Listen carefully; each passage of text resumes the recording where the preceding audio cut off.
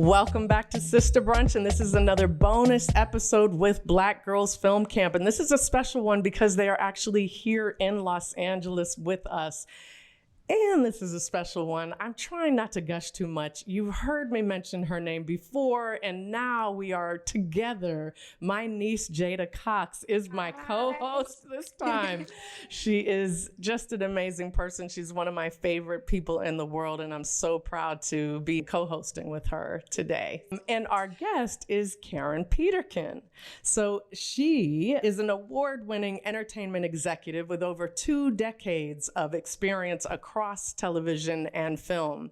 Karen has excelled in developing both scripted and unscripted content, not an easy thing to do by any measure, as well as feature films, demonstrating a deep understanding of TV, film, music, and pop culture trends. She is renowned for her work on projects like Boomerang. Now, I don't know if the Black Girls Film Camp girls might be too young to see that, but it's a classic, so you should as soon as you can. Lens of Culture and Popcorn Movie Review. She's an expert in brand creation and content development, and she continues to influence the entertainment industry by bringing innovative exposure to diverse brands. Welcome, Karen. Thank you. Yes, and I've already introduced a little bit my niece, Jaida Cox. So Jaida, take it away. So, like my aunt said, of course, you're a very impactful and familiar name in Black Girls Film Camp. So, I wanted to ask you, what's your story with the film camp, and how have you seen yourself grow with us throughout the years? That's a really good question. So Jamaica Anderson, Dr. Jamaica, as you all call her, who's the one of the co-founders and executive directors of, and she's executive director of Black Girls Film Camp. I've known Jamaica since she was probably 11 or 12. She and my cousin are like best friends. And my cousin reached out to me and said, Jamaica's doing a film camp and she wants to talk to you. And I'm like, a film camp? What is she doing? Does she have writers? Who's going to be there? Directors? What's the goal? Tell her to call me. And so she told me what she wanted to do. And I was just fascinated by the idea. And I said, I'm in, whatever you need me to do. And then I just reached out to different friends of mine in the industry, because it's so important for us, for you all to see women who look like you and for you to see all the things that you can do. Not everyone who comes through the program will be a director. Someone might decide, I don't want to be a director, I want to write, or I don't want to write, I want to produce. So we want to make sure that you see all of the possibilities that are there for you. So I've actually seen my role grow. Jamaica sort of pulled me in, but it's been organic because it's just something that I'm super passionate about. We need diversity in this industry. And it's really important to help pull as many people. There's a saying, each one teach one. And, you bring those behind you. And so that's what it is that, is important to me, is just to make sure that you ladies have everything you need. You have all the resources, you have all the opportunities.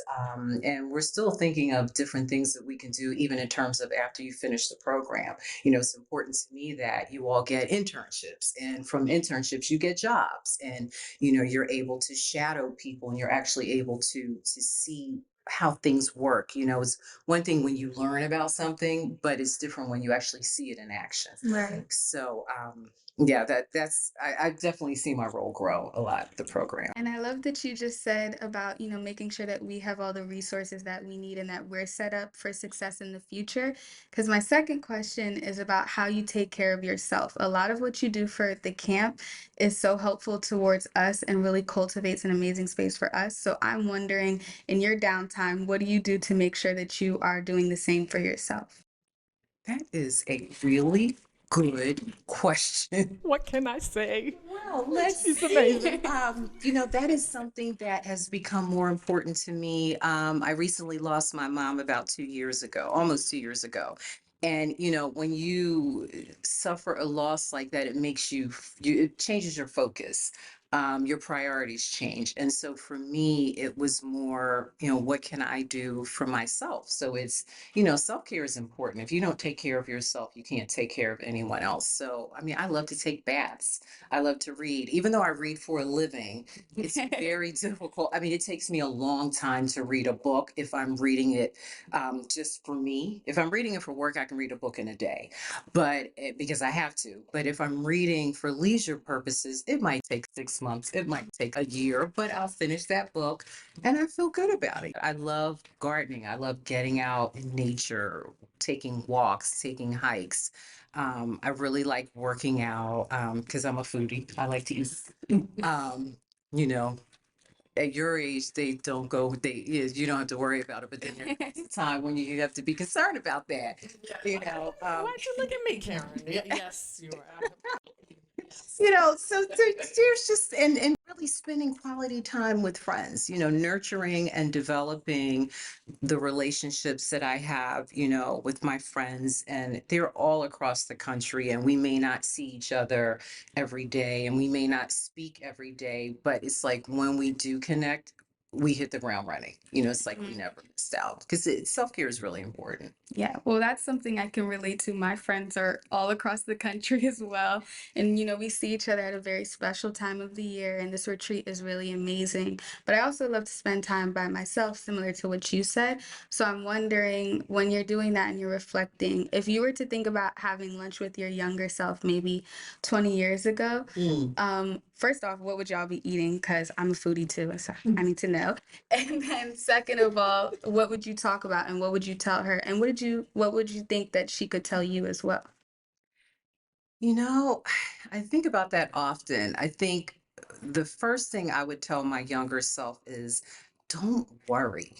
You worry about so much. You think it's not going to happen, and you're constantly looking at everybody else and comparing yourself to other people and their progress and how their careers are progressing. I would just tell myself, just keep your head down, do the work, it will come.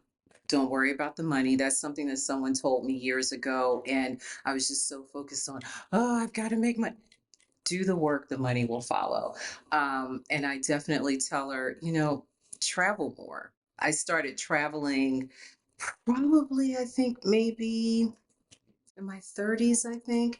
But I really wish I started traveling when I was in college. Like, I really wish that I had done like a study abroad, which I didn't do, you know.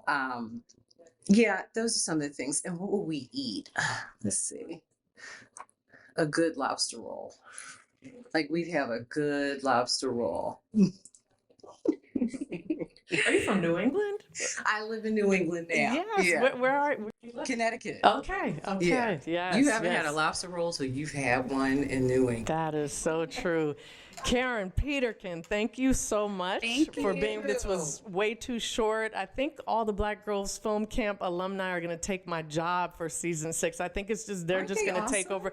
Absolutely They're also awesome, dynamic. and they're awesome because of all the work that you and the rest of the board do. So we're so grateful to you and so excited about this new amazing crop of filmmakers. Can't wait to learn more about them. Thank you both so much. Thank you. Thank you, Jada.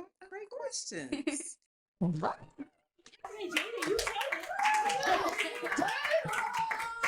Jada made me